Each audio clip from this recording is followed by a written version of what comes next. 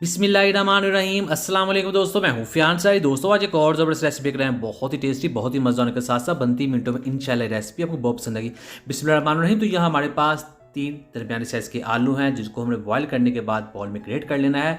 5 table spoon बारीक कटा हुआ इसमें ऐड कर देंगे प्याज, और 4 टेबल स्पून बारीक कटी हुई बंद गोभी जाएगी।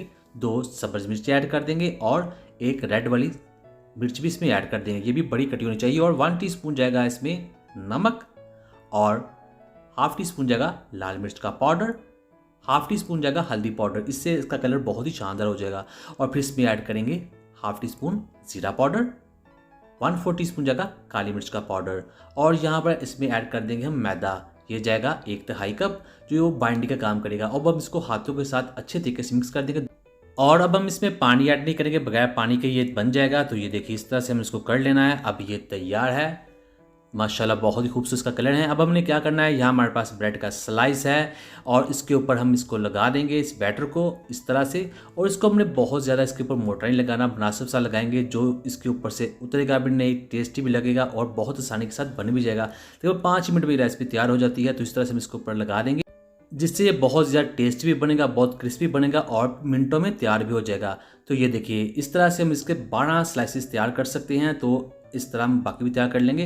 बिस्मिल्लाहिर्रहमानिर्रहीम। तो यहाँ हमारे पास तवा है, उसके ऊपर हम मक्खन, घी, ऑयल जो भी आपके पास अवेलेबल हो वो लगा देंगे।